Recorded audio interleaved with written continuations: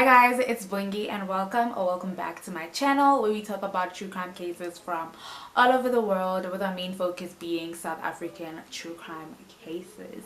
If you're new here, welcome and thank you for finding me. Thank you for tuning in. I hope that you will decide to stay and subscribe and join the family, and yeah, hope that you enjoyed this video. Today we're going to be talking about the farm attack that happened in a small town called Griekwastad.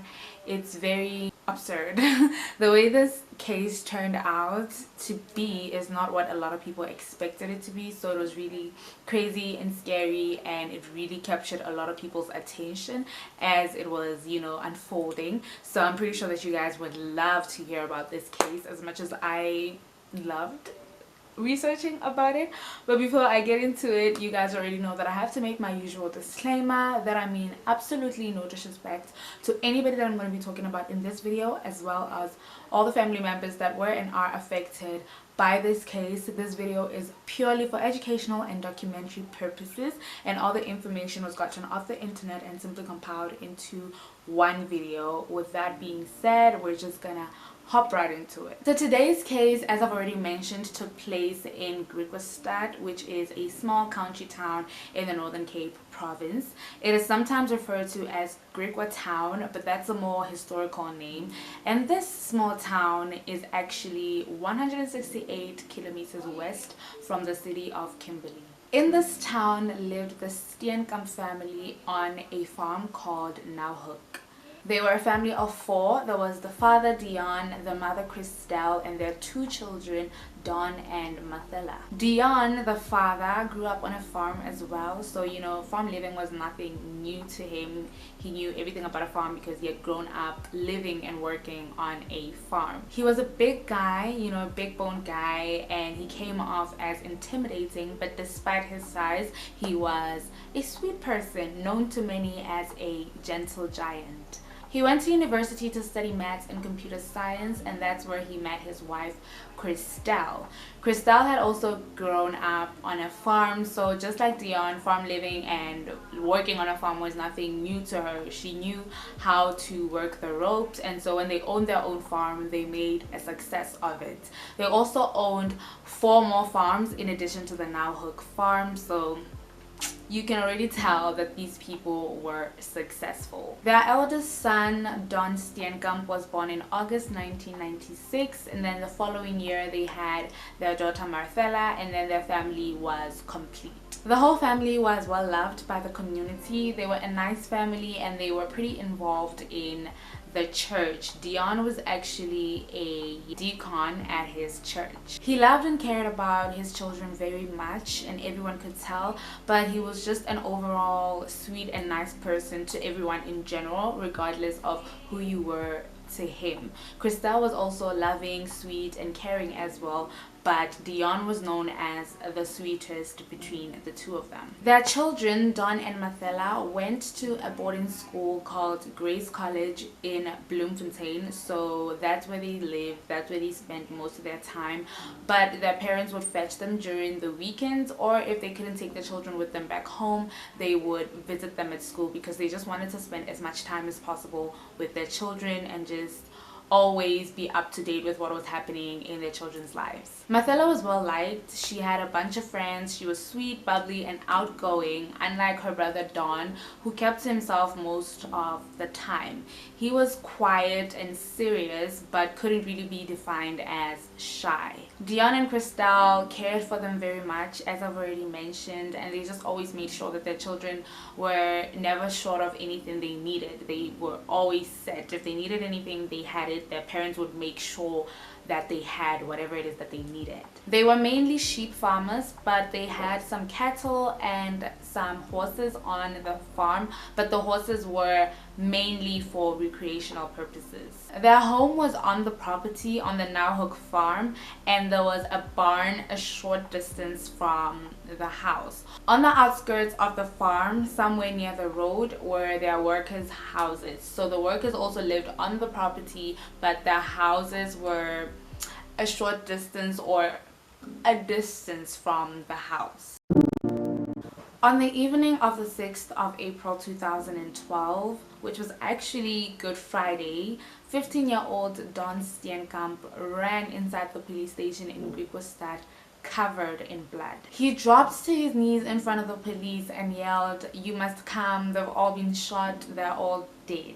He then told the police that his parents and his sister had been shot and killed during a home invasion while he was in the barn. He said that he was fixing a lamp in the barn when he heard gunshots go off in the house. He then hid for a bit until it was silent, and then he rushed to the house, and that's where he discovered that his entire family had been executed. He then got in his father's bakkie and rushed to the police station to report what he had seen. He then gave the police 2 guns which he claimed he had found near the exit of the farm, and he suspected that they were the murder weapons.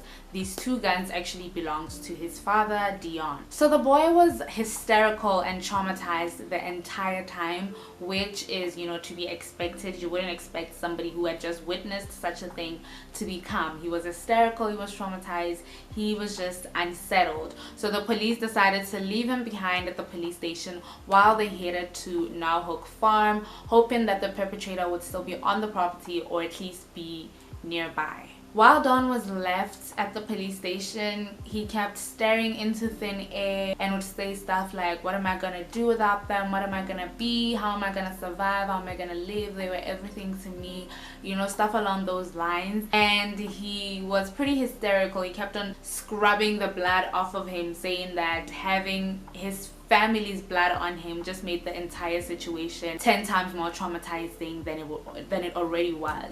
He was clearly traumatized, and the police officers that were left behind with him could observe this. They could see that he was traumatized. Meanwhile, when the police arrived at the farm, they found an abandoned bakkie nearby. There was some blood on the side and some on the steering wheel, so the police took some samples of the blood and then took some pictures of the vehicle, and then they headed to the farm. Inside the family home, they found the 3 bodies of Marcella, Crystal, and Dion in the living room.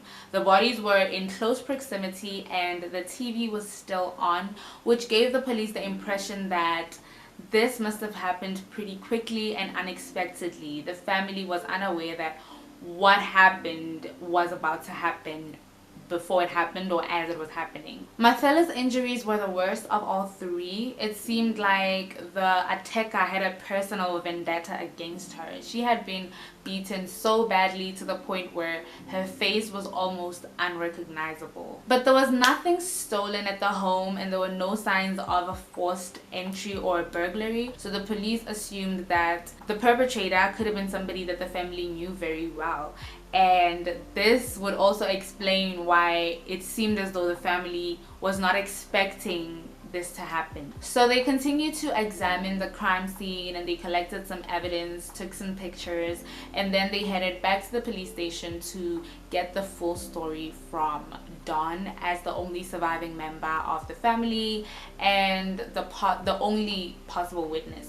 They didn't really ask him a lot of questions when he arrived at the police station because he was traumatized, he was hysterical, he was screaming, he was crying, but they had hoped that he would have gotten the chance to calm down and that they would now be able to speak to him and get a bigger picture, get to paint a bigger picture of what happened that night. When they got back, Don was at a restaurant across the street from the police station with some family members who had come to console him and just try to lift his spirit. So the police only spoke to him for a little while before letting him go. During this interview, he gave them the same story, that he was in the barn to fix a lamp when he heard some gunshots go off at the house. He then hid behind a bench in the barn and waited for a couple of minutes, and then once it was silent, he went back in the house to find his entire family executed. So the investigators didn't really push any further. They took some photos of him. He had already washed off most of the blood, but he had some dried up blood on him. He also had a scratch on his neck, so they also took a photo of that. Then they swabbed his hands for some gunpowder residue, but that test came back negative, so they let him go and they told him to come back the following day which he did. When he came back, he was a lot calmer, and so he managed to go into a lot more details about the day. He said that it was Good Friday, and so as per usual, his family went to church. They came back to the farm after the church service and they had some lunch, after which Don went hunting for some meerkats on the farm using his father's gun. This was a normal thing. He loved hunting, and he loved hunting with his father, and everyone in the house had access to the guns. They knew where the safe was, they knew where the keys were, I guess for safety purposes, for safety reasons, but it wasn't a secret to them. They could easily access the guns, and they were allowed to have some access to the guns. When he came back from hunting, him and his sister went for some horse riding around the farm, and then they stopped for a bit to clean Marthella's horse. Then they headed back to the house. When they got there, their mother was working on her computer while their dad was watching TV, so they just decided to join their father on the couch and watch the TV. Don got bored of watching the TV, so he decided to head to the barn to go fix a lamp that had been broken in there, and only a few minutes in, he heard some gunshots go off at the house. He hid behind a bench for some time. He doesn't know whether it was 2 minutes, 3 minutes, 10 minutes, 15 minutes, because he said that it felt like a lifetime, but it could have possibly been just 2, 3, 5 minutes, you know. And then once it was silent, he got up and headed to the house, and he found his 2 parents dead, but Marthella was still moving. So he walked towards his sister, and then he carried her, but unfortunately she died in his arms. When she died, she fell to the ground and grabbed onto his shirt, causing it to tear around the neck area. He then realized that his shirt was covered in blood, and so he changed his shirt and put on a new one, and then he dashed towards his father's bakkie. But before he could get inside, he heard some more gunshots go off in the house, so he ducked again and he hid, and he stayed there for a couple of minutes until it went silent, and then he got in the bakkie and drove off. As he approached the gate, he saw 2 discarded guns. He grabbed them and threw them in the truck, and then he continued driving towards where the workers live, and then he warned the workers about the shooting, that there's somebody in the yard and he's going around shooting people. He shot my family, you know, go to a safe place or hide or something. And then that's when he drove to the police station. So that was Don's version of events. That's what he could remember. He wasn't in the house when the shootings were happening. When the shooting was taking place, both times he was outside the house. So yeah, that's what he told the police. The media got a hold of the story pretty quickly, and they went crazy. Everything they were writing was just speculations though, because the police were silently making progress. They weren't saying anything to the media. They were just working behind closed doors, but the media was still releasing all these papers, writing all these papers, and just giving people information that was just mainly speculation. Yeah, most of these media reports were written in Afrikaans though, so even though I did find a few of them, I couldn't really read. I couldn't really understand what the paper was saying because I don't understand anything. Like, I don't understand Afrikaans. But even though the police were silent and they weren't talking to the media, they were making progress. They managed to piece together a timeline of events, or what they thought happened that evening at the Nauhoek farm. According to that timeline of events, Christelle had been shot first. She was sitting by the computer, facing the computer with her back towards the attacker, and she had been shot from behind. Marcella was then shot second, and it seemed like she had tried to escape because there was some grass found on her back, and there was also a bloody palm found on the floor outside.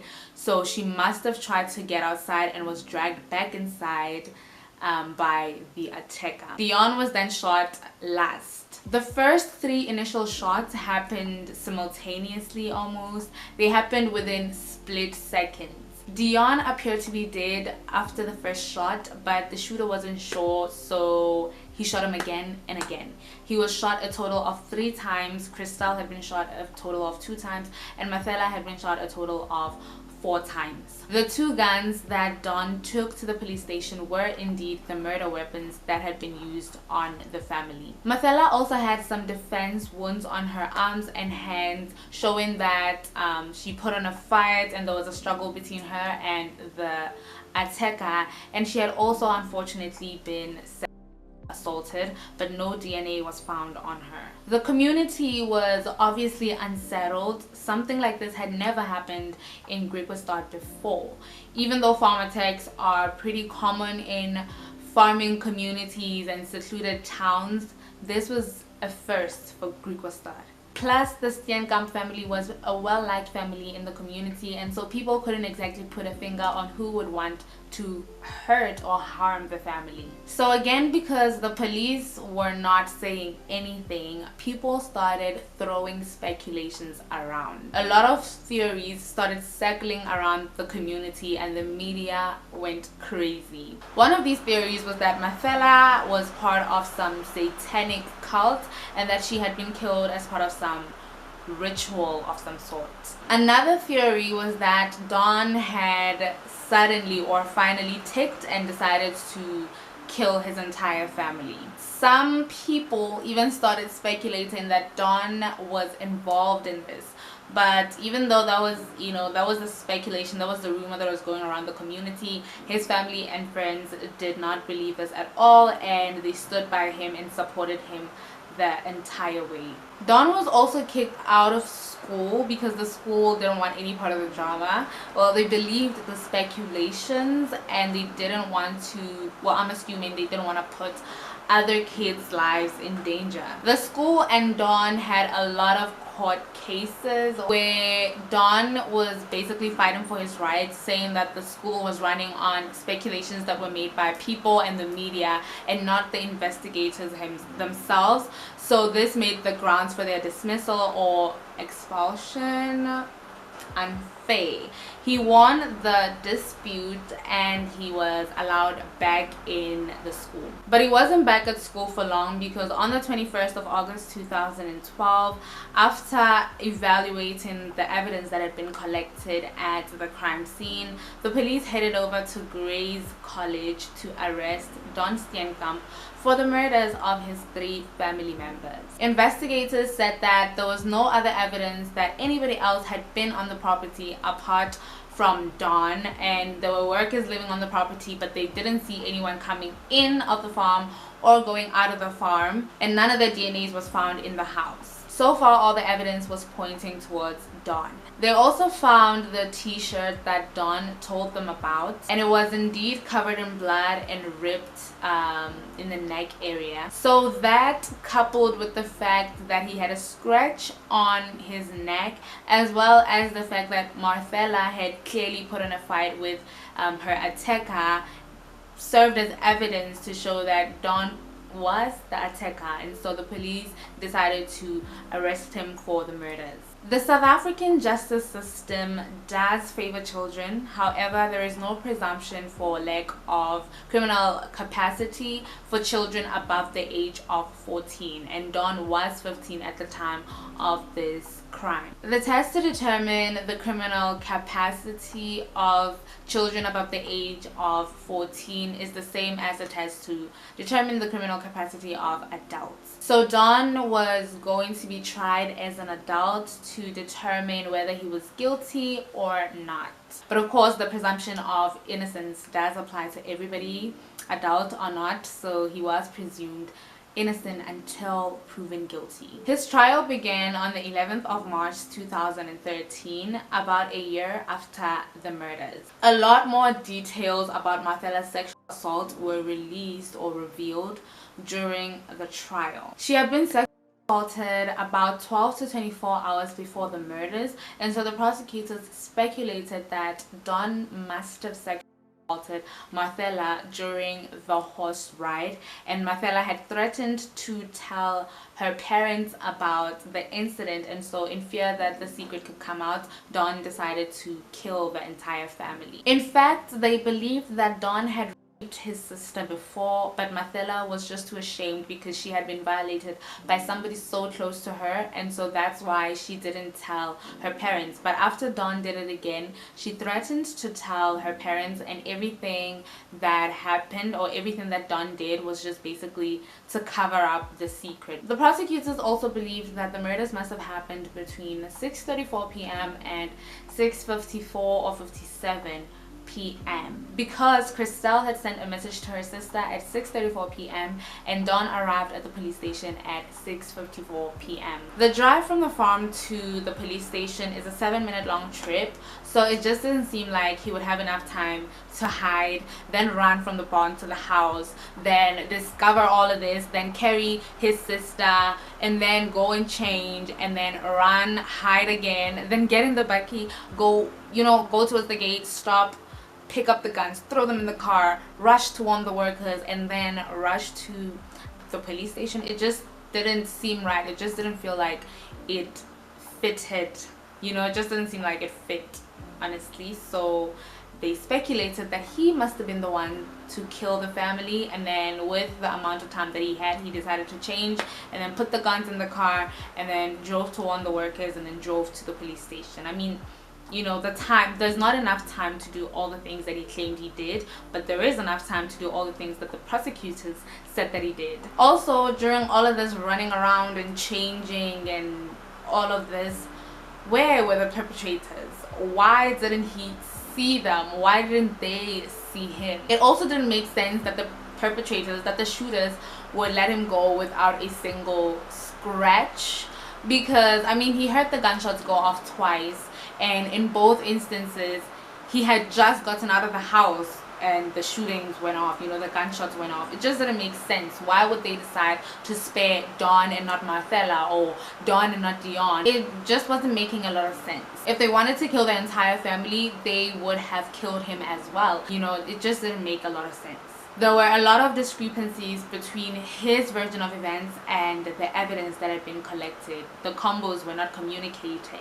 Also, a blood splatter analysis on his t-shirt didn't correlate with Marcella grabbing his t-shirt the way that he claimed she had. His shirt was also tested for gunpowder residue, and even though his hands did come out negative, his shirt came out positive. Pathologists also testified that Marcella would have been too weak at the time of her death, and she wouldn't have had enough strength to grab onto her brother's shirt and even tear it as she collapsed, as she took her last breath. Scratch marks were also found on Marcella's lower back, which pathologists testified were consistent with somebody scratching her while forcefully taking off her pants or pulling down her pants.